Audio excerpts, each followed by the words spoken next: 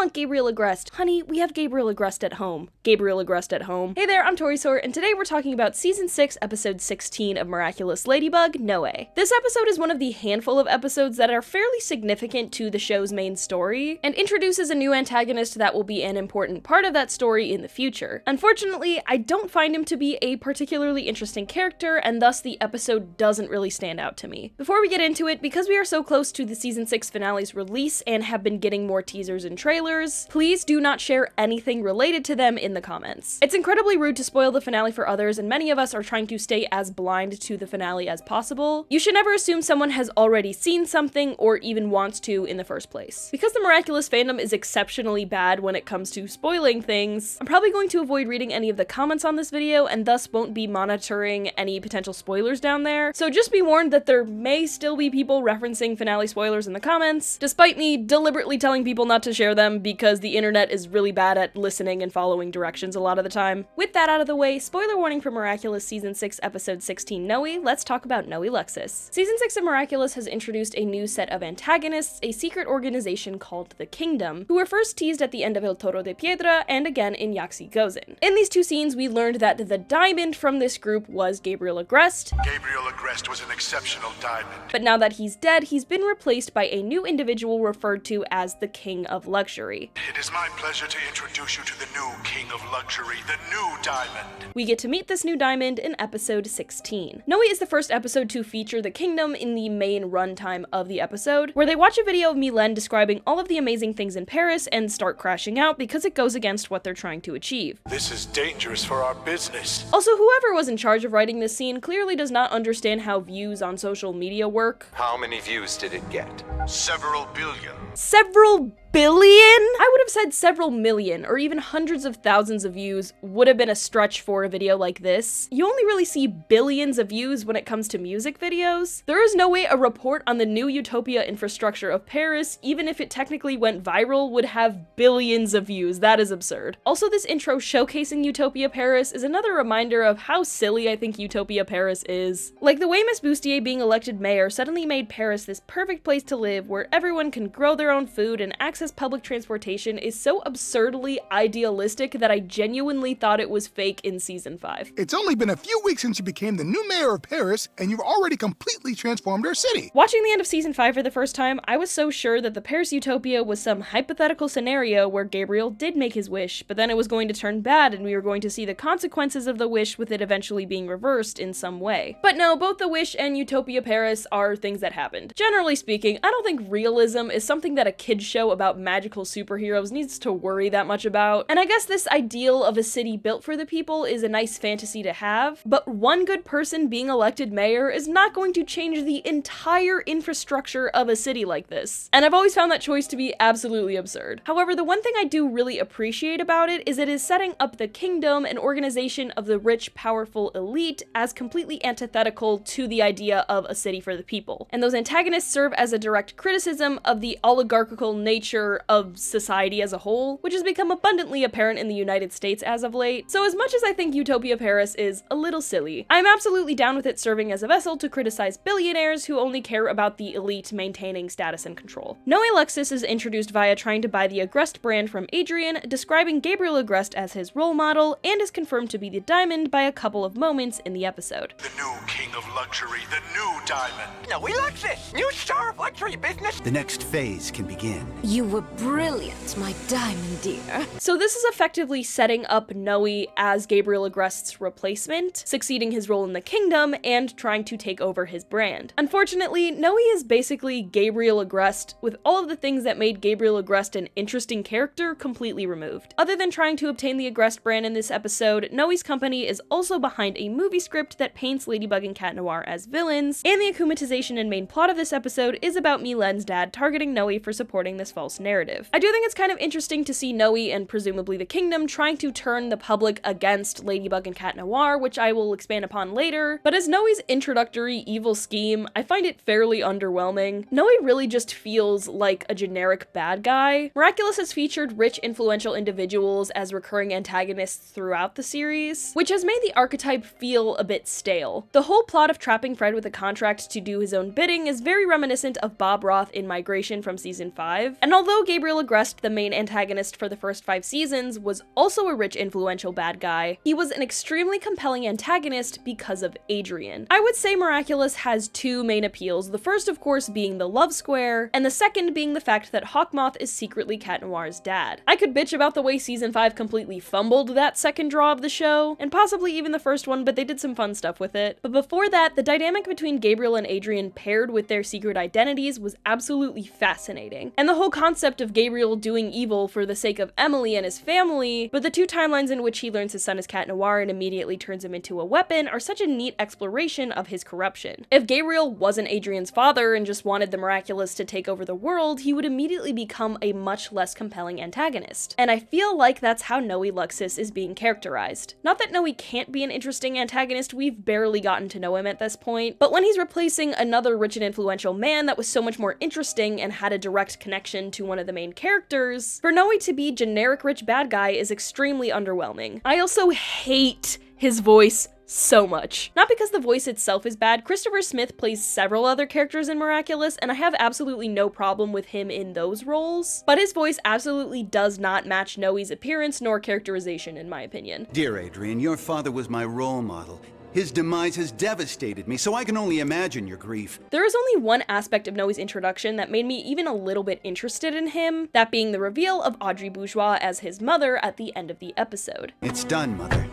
Now everyone in Paris knows who I am. Which of course also means that he is Zoe and Chloe's older brother. The reveal that Chloe is a middle child not only makes a lot of sense, but I was also immediately curious about Noé's role in each of the girls' lives. Did the sisters know they had an older brother, or was he unknown to one or both of them like Zoe was to Chloe? Did either of them grow up with Noé, and what was their relationship like? Is part of the reason Chloe's so desperate for her mother's approval because Audrey favored Noé and it led Chloe to get less attention? There's a later episode from season 6 that features all 3 of Audrey Bourgeois' children that I was hoping would provide some insight into these questions, but I was unfortunately very disappointed by that episode as a whole. Queen of the Dreadzone is the one episode I refused to do a dedicated review video of, and so I wanted to talk about Noé's role in that episode here since it's relevant to the discussion of why I don't really care about him as a character. Spoiler warning for season 6 episode 24, Queen of the Dreadzone. You can skip to the next chapter of the video at the timestamp on screen if you want to avoid those spoilers. This is the only other episode Noé has appeared in thus far, and his presence is just as underwhelming. We see him collaborating with his mother to use Chloe as a pawn and pushing their own agendas, and he gives this whole speech about how much people love her because she's making being bad look cool. I'm gonna complain about the way this moment is a petty misunderstanding of why Miraculous fans like Chloe in my Chloe video, but it's also kind of the main focus Noé gets in this episode, and it's just about Chloe being a brat. The only other relevant Noé moment from Queen of the Dreadzone is that because of Chloe's akumatization, he is able to obtain one of the magical charms, which could play into some plot later, but I feel like that's not going to be a particularly interesting story beat because it's already been done. It's another example of Noé feeling like a cheap copy of Gabriel, since Gabriel having a magical charm was a big part of his plan to defeat Ladybug in the season 5 finale. So unless they do something insanely clever and interesting with this charm, it's just going to feel like a recycled plot point. Part of me wonders if this is actually foreshadowing Noé trying to work with Ladybug, because when he looks at the charm, he comments about there being so much talent, and it makes me wonder if he's impressed by Ladybug's abilities and wants to use them in some way. But I guess we'll just have to see if and when this pays off. The last thing Noé related is a small part of why I hated Queen of the Dreadzone so much, and that is that his being Chloe's brother was treated like absolutely nothing, when it was really the only thing I found remotely interesting about Noé in the first place. As much as Zoe's introduction was a clear let's replace Chloe with her sister that came out of nowhere, they at least acknowledge that fact and highlight Chloe getting acquainted with her for the first time. Chloe and Zoe have shown absolutely no indication of having an older brother until now, and we don't get any satisfying insight into that relationship at all. Genuinely, the only insight we get is Chloe calling out to Noé in the same way that she used to call for her daddy throughout the series.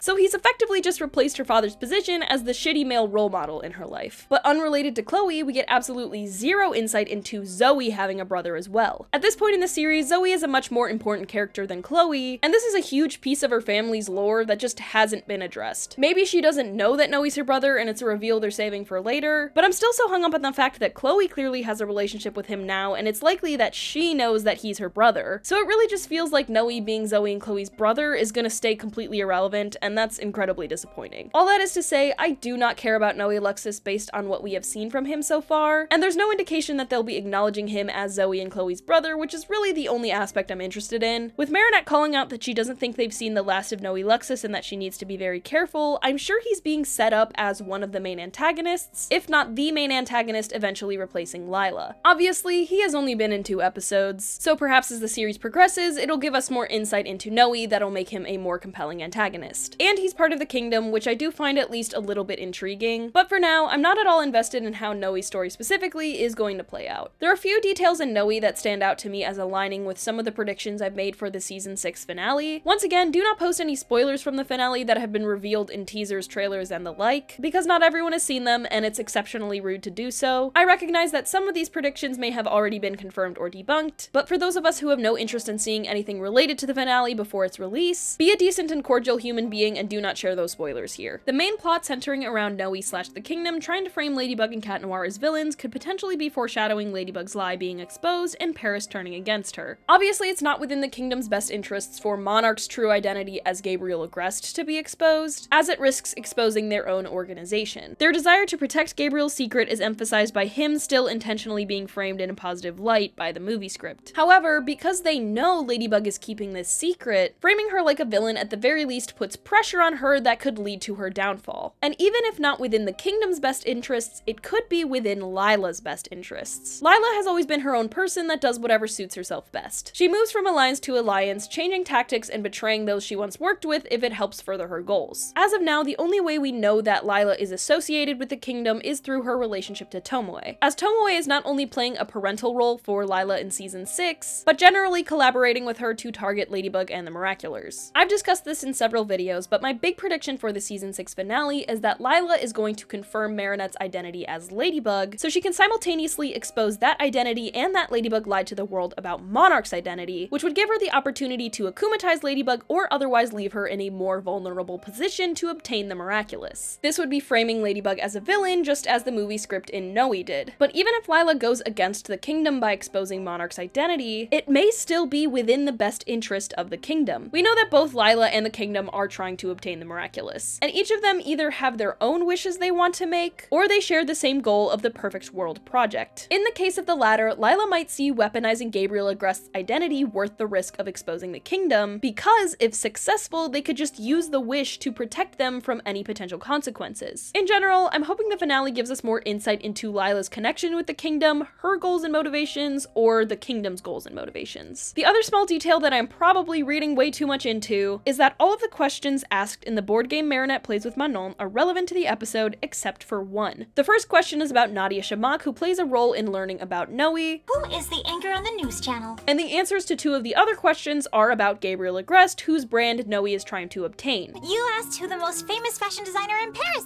is. Who defeated Monarch?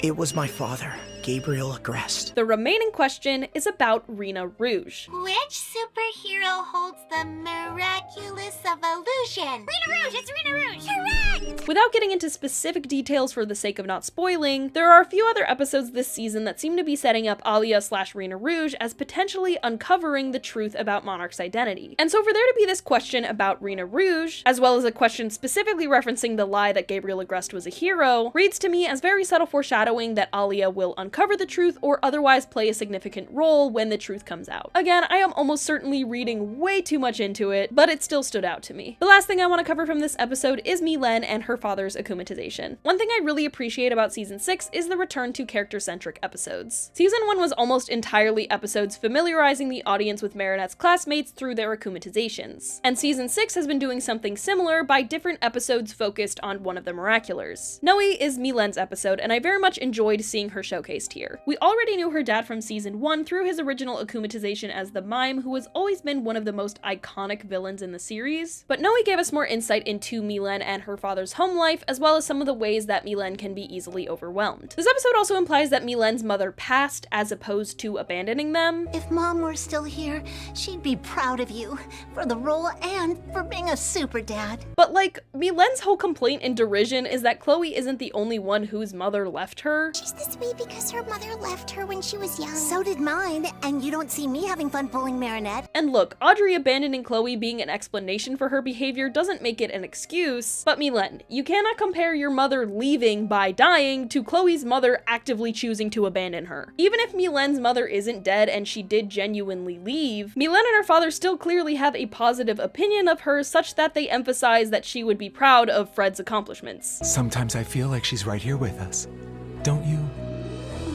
Outside of that silly little inconsistency, I do appreciate how Mylene's mom has been reframed as not abandoning them, because despite Mylene looking white, she has locks, and so I strongly headcanon her mother as passing that hair texture onto Mylene, and thus her white girl locks are actually mixed girl locks. With this headcanon, that would have meant a woman of color abandoning her white passing family, and there is a harmful stereotype that exists specifically for Black individuals not being committed to their families. Even though Mylene having a POC mom is a headcanon, without it, Mylene has white girl locks, and so there would be something problematic going on either way. And so, with the narrative that Mylene's mother has passed on, the headcanon doesn't imply a woman of color abandoning her family, which is a relief, honestly. I also really enjoyed the small moments between Mylene and Ivan in this episode. For the most part, I think people overplay how cringy their relationship is. There are absolutely moments between these two in previous episodes that are so dramatically sappy that it's kind of painful, but generally speaking, I think it's so sweet that they love each other so much and are comfortable with being so sappy all the time. Season 6, I think, has done a great job of carrying that energy without being so distracting with it. In Noe, I adore the moment where Ivan checks in with Mylene to make sure she's okay before going to transform as Minotaurox. It's a great representation of the strength of their relationship and Ivan's responsibility as both Mylene's boyfriend and a superhero. We also got a new Polymouse transformation sequence, which is so good. I think Polymouse's original design was overhated, but her new design is still such an incredible glow up. I don't know why I was ever iffy on the way her hair is used as the ears, because I think it looks so fucking good. Polymouse's appearance is such a great blend of looking powerful but adorable. I love this design so much. And finally, I really liked the akumatization sequence in this episode. As much as I don't care for Noe as a character or the main conflict, the Mime is one of the most creative and fun villains in all of Miraculous. It's always been so enjoyable seeing him mime things and needing to figure out what they are based on how the characters interact with those invisible objects and the sounds they make. I also found it really clever that he hid his hat in an invisible safe to protect the Akuma and forced the heroes to instead get Fred to break free of his akumatization. Also, this is another example of debunking the claim that breaking free of akumatizations doesn't result in memory loss, because it literally happens in this episode. Where am I?